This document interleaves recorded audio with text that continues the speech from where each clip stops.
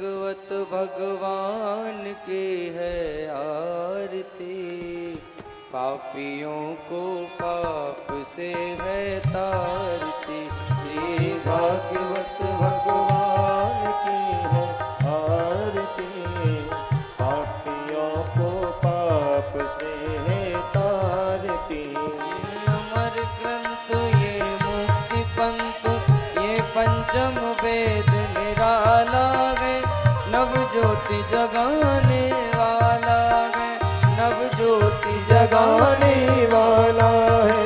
हरि नाम यही, हरि धाम यही, हरि नाम यही, हरि धाम यही, जग के मंगल की आरती, पापियों को पाप से है तारती। श्री भागवत भगवान की आरती, पापियों को पाप से है तारती। ये शांति गीत पावन पुनीत, पापों को मिटाने वाला है, हरि दर्श कराने वाला है। हरि दर्श कराने वाला है, हरि दर्श कराने वाला है। ये सुख करनी, ये दुख हरनी, ये सुख करनी, ये दुख हरनी।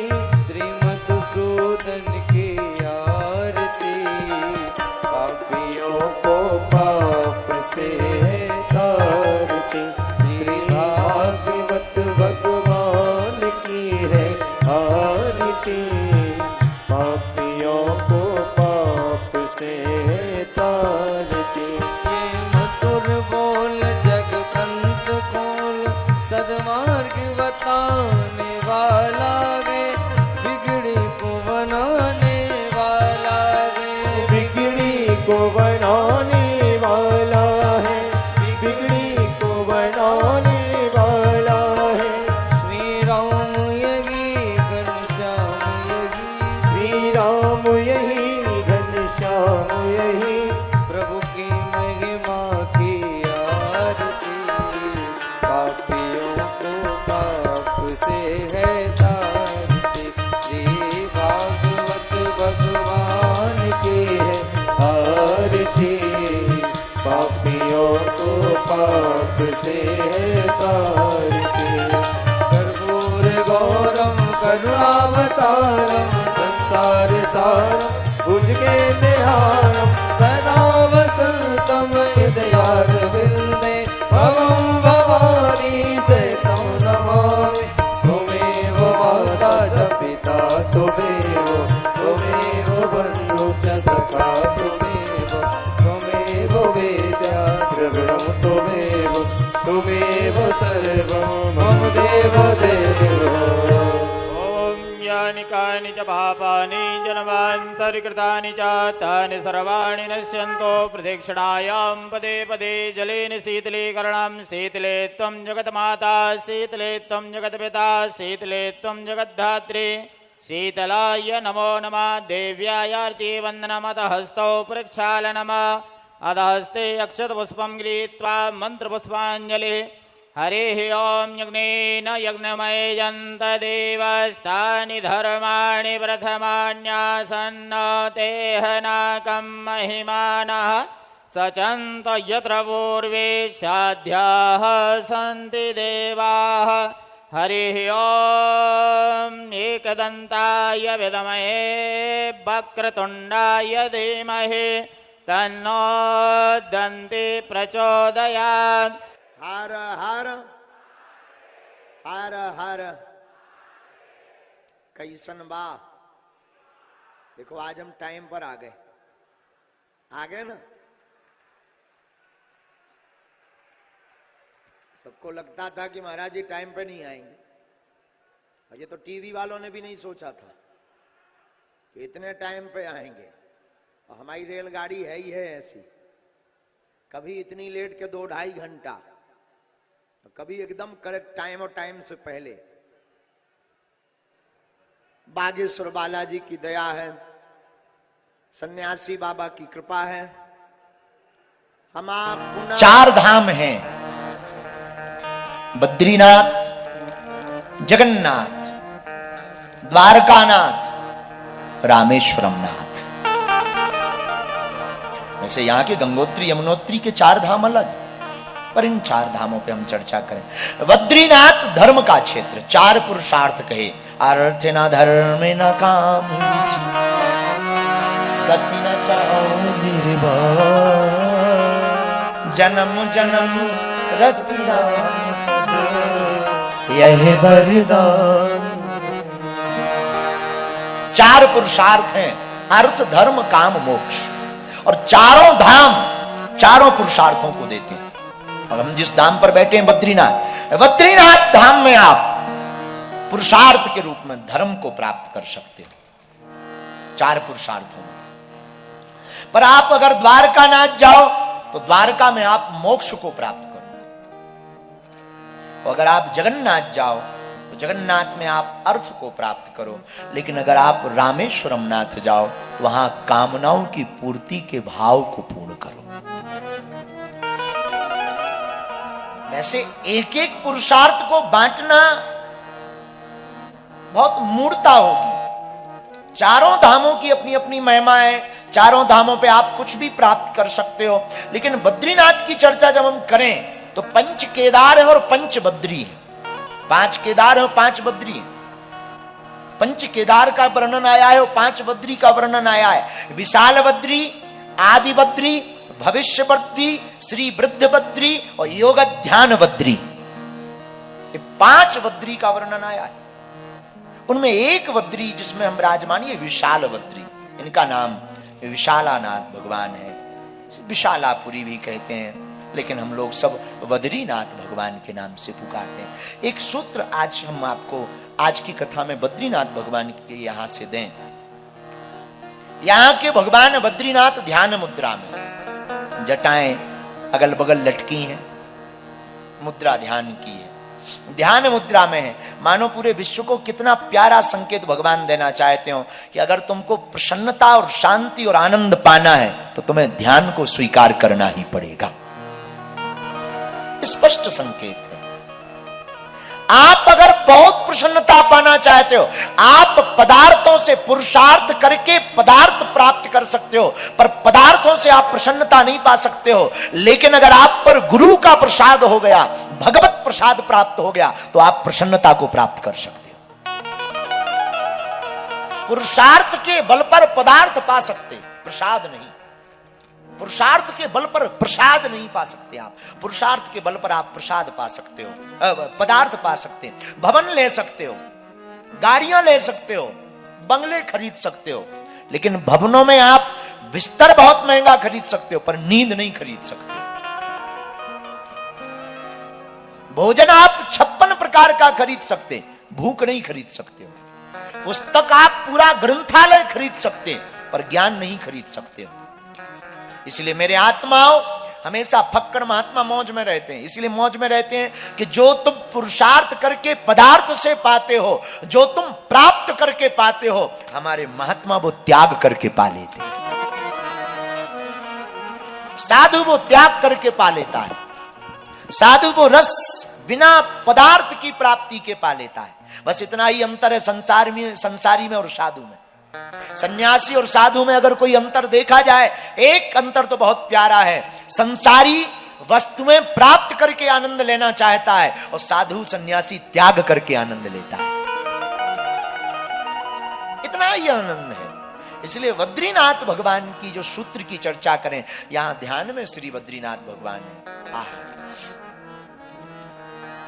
क्या ध्यान मुद्रा है। दोनों तरफ जटाएं लटकी हैं, मुख आकृति विग्रह में नहीं दिखाई पड़ रही शिलाखंड में भगवान की, लेकिन ऐसा लग रहा है एकदम नेत्र बंद है। आप जिस रूप में देखो, मानो मुखाकृति ना दिखने के पीछे भी बड़ा प्यारा संकेत और लॉजिक है कि तुम्हारी भावना जैसी है, मेरा भगवान वैसा है। तुम्हें जैसा देखना हो वैसा देखो। पानी का कोई आकार नहीं।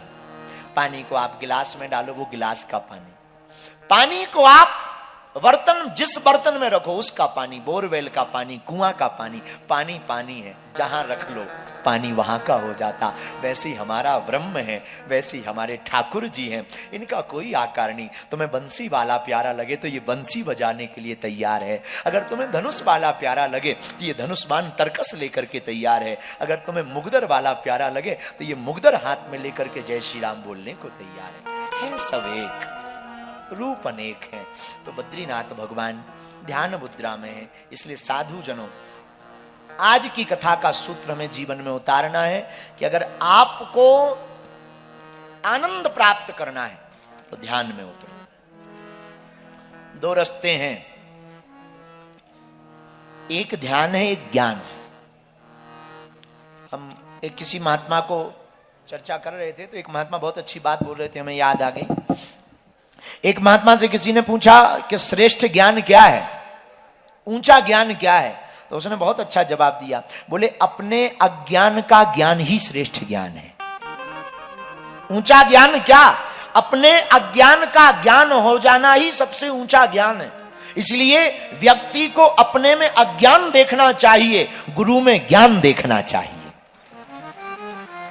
और जो अपने में अज्ञान और गुरु में ज्ञान देखता है उसे ही संसार में भगवान दिखाई देता है। और जिसे अपने में अज्ञान ना दिखे, गुरु में ज्ञान ना दिखे, उसे जगत में भगवान भी दिखने वाले नहीं है। और कई लोग ऐसे हैं, नहीं हमें आता तो बहुत कुछ है, हम करते भी बहुत कुछ है। अपने में जिसे ज्ञान दिखे और गुरु में जिसे अज्ञान दिखे उसे भगवान मिलने वाले नहीं। ऐसे भी कई लोग होते हैं जिन्हें अपने में ज्ञान दिखता है, दूसरों में अज्ञान दिखता है। पर श्रेष्ठ ज्ञानी कौन है? श्रेष्ठ ज्ञानी वो नहीं है जो कहे मुझे ज्ञान हो गया। श्रेष्ठ ज्ञानी वो है जिससे लगे हम में अज्ञान है, गुरु में ज्ञान है, जिससे ये अनुभव आ जाता है, वही भगवान को देख सकता है। तो सबसे बड़ा ज्ञान अज्ञान का ज्ञान। पर अज्ञान का ज्ञान कहना सरल है, इसको जीवन में उतारना बड़ा कठिन है। इसको उतारा कैसे जा सकता? सुनो, अपने में अगर अज्ञान नहीं होता तो हम दुख में दुखी और सुख में सुखी नहीं होते। ये अज्ञान ही है कि हम दुख में दुखी और सुख में सुखी हो रहे। सत्य ये है कि ना दुख है ना सुख है, देखने का तरीका ही दुख है और देखने का तरीका ही सुख है। दृष्टिकोण ही दुख है और दृष्टिकोण ही सुख है। ना तो दुख है ना सुख है, अपने देखने का तरीका है। आपने देखा तो दुख, अच्छा दुख कहां? दुख है मोह में। जैसे कई बार हम लोग चाय पीते हैं सुबह सुबह, पुराना जमाना, अखबार पढ़ते हैं, पेपर लेते हैं, देखो तो बम ब्लास्ट में 35 लोग मरे। ज्यादा मरे होंगे, न्यूज वालों ने कम छापे हैं। बिस्कुट उड़ाओ, बिस्कुट बिस्कुट दो। अब बताओ 35 मर गए, तुम बिस्कुट मंगा रहे। 35 मर गए और तुम बिस्कुट मंगा, बिस्कुट ले, अरे थोड़ी नमकीन लो, नमकीन लो। लेकिन उतने में ही नाम की लिस्ट पढ़ो, उसमें कोई अपना मिल जाए, जी चले गए। तुरंत बिस्कुट मुंह की मुंह में, हाथ की हाथ में, नीचे चाय। अरे भागो, ये क्या है? 35 मर गए थे तब तुम्हें दुख नहीं हुआ, तब तुम बिस्कुट नमकीन मंगा रहे थे। लेकिन उस 35 में एक अपना मर गया, सो तुम्हारी चाय छूट गई। ये मोह ही दुख है, और कोई अपना नहीं ना कोई पराया, ये निर्मोह ही सुख है। दुख और सुख क्या बहुत बारीक अंतर है देखने के तरीके में। बारीक अंतर यह है, जिससे अपना मोह हो जाएगा उसकी प्रत्येक चीज में दुख सुख की अनुभूति होगी। इसलिए साधक को जीवन में इतना सावधान व्यक्ति को होना चाहिए कि दुख और सुख कुछ नहीं है, मोह का चक्कर है। अपना बना लिया सो दुख है, अपना नहीं सो कोई कुछ नहीं है। इसलिए सुख को पाने का बारीक उपाय है क्या? ना काहू से दोस्ती, ना काहू से बैर, ना कोई हमारा है ना कोई पराया है। और सत्य भी है महाराज, कहना तो सरल है, मानना बड़ा कठिन है। वो तो हम भी जानते, मानना बड़ा कठिन है। कहना सरल है, सुनना भी सरल है, पर इसे अभ्यास में उतारना कठिन है। पर क्या ये संभव है? हाँ बिल्कुल संभव है। इसी के लिए तो सत्संग में आना जरूरी है। बोले क्यों? करत करत अभ्यास के जड़मति हो रसरी आवत जायते सिर पर परत निशान। करत करत अभ्यास के, आप बार बार अभ्यास करोगे, आप पाओगे क्या? आपके अभ्यास में, जैसे ही जीवन में हम लोग ज्ञान लेते हैं, उतारते नहीं। कथा सुनते हैं, जीवन में नहीं उतारते। सुनते बहुत, बहुत अच्छी लगी, अच्छी कथा थी, अच्छी कथा थी, थोड़ा संगीत कम था। अरे कथा अच्छी थी या नहीं, एक सूत्र नोट कर लो आज का। प्रवचन से तुम्हारा कल्याण नहीं होना है, प्रवचन के एक वचन से ही कल्याण हो जाना है। प्रवचन में अनेक शब्द हैं, प्रवचन में अनेक कथाएं बताई जाएंगी, पर उससे तुम्हारा उद्धार नहीं होना है। लेकिन उसी प्रवचन के एक वचन को अगर तुमने जीवन में उतार लिया तो तुम्हें प्रवचन की पूरे की आवश्यकता नहीं, एक वचन से ही कल्याण हो जाएगा। बोलो सीताराम, जोर से बोलो, और जोर से बोलो। वो एक वचन क्या है? अब एक और नया प्रश्न उठता है, एक वचन क्या है? अगर हमारी सरल भाषा में पूछो, वही एक वचन है, हम भगवान के हैं, भगवान हमारे हैं। बस, अन्य कुछ जरूरत नहीं है। हम भगवान के हैं, भगवान हमारे हैं। लेकिन बुरा ना मानना, हम लोग भी बद्रीनाथ आए, तुम लोग भी बद्रीनाथ आए, और हम भी आए। हम लोग भी मंदिर में जाते हैं, मंदिर में जाते हैं, मंदिर में जाता है, घंटी बजाता है, सोया हुआ खुद है, भगवान को जगाता है। आदमी भी बड़ा विचित्र है, मंदिर में जाता है, घंटी बजाता है, सोया हुआ खुद है, भगवान को जगाता है। और बताओ, हम लोग कहते कि हम तो बहुत भगवान को मानते हैं, कृपा नहीं हो रही है। हम लोगों के मानने के तरीके भी विचित्र हैं, दर्शन के तरीके भी हम लोगों के विचित्र हैं।